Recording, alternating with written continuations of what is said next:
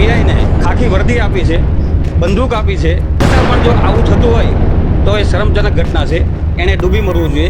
એની કોઈ લાયકાત જ નથી પોલીસ સ્ટેશનમાં કે કસાઈઓને એ કંટ્રોલ કરી શકે. જો આપણા ગૃહમંત્રી મોટી મોટી ફાકા ફોજદારી કરતા હોય, ગૌ હત્યારોના ટાંટિયા તૂટી જશે, એની ચાલ બદલાઈ જશે, પણ આ ઘટનાને જોતા તો એવું લાગે છે કે અત્યારે પોલીસની ચાલ બદલાઈ ગઈ છે. સર, પહેલાં તો આપણું નામ શું છે?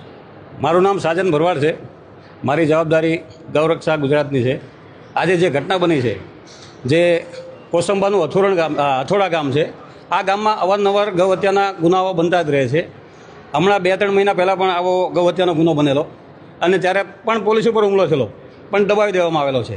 જે ગઈકાલે હુમલો થયો એની ઇન્ફોર્મેશન મળી કે હથોડા ગામમાં ગૌ હત્યા મોટા પ્રમાણમાં થવાની છે. એ બાતમીના આધારે અમે એલસીબીનો સંપર્ક કર્યો.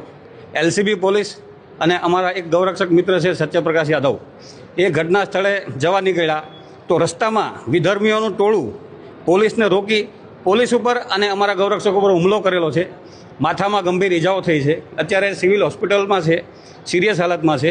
મારે તો એ કહેવું છે કે ત્યાંના પીઆઈને ખાખી વર્દી આપી છે, બંદૂક આપી છે, છતાં પણ જો આવું થતું હોય તો એ શરમજનક ઘટના છે. એણે ડૂબી મરવું જોઈએ.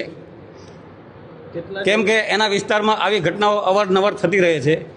જે પીઆઈ ખાચર છે ત્યાંના, એની કોઈ લાયકાત જ નથી એ પોલીસ સ્ટેશનમાં કે કસાઈઓને એ કંટ્રોલ કરી શકે. એટલે મારે એસપી સાહેબ અને સરકારને એ જ રજૂઆત છે કે આવા વિસ્તારમાં તમે એક બાહોશ પોલીસ અધિકારીને મૂકો કે જે આવા તત્વો છે એ તમારી કંટ્રોલમાં રહે.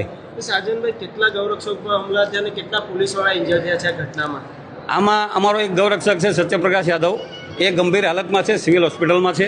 એને ઈજા થઈ છે, માથામાં 15 ટાંકા આવેલા છે અને 2 પોલીસકર્મી ઘાયલ થયા છે. એમાં એક પોલીસકર્મીનો હાથ ભાંગી નાખેલો છે. જો પોલીસકર્મીઓનો હાથ ભાંગી નાખતા હોય અને ગૌરક્ષકોને મારતા હોય અને એક બાજુ આપણા ગૃહમંત્રી મોટી મોટી ફાકા ફોજદારી કરતા હોય કે ગૌ હત્યારોના ટાંટિયા તૂટી જશે, એની ચાલ બદલાઈ જશે, પણ આ ઘટનાને જોતા તો એવું લાગે છે કે અત્યારે પોલીસની ચાલ બદલાઈ ગઈ છે.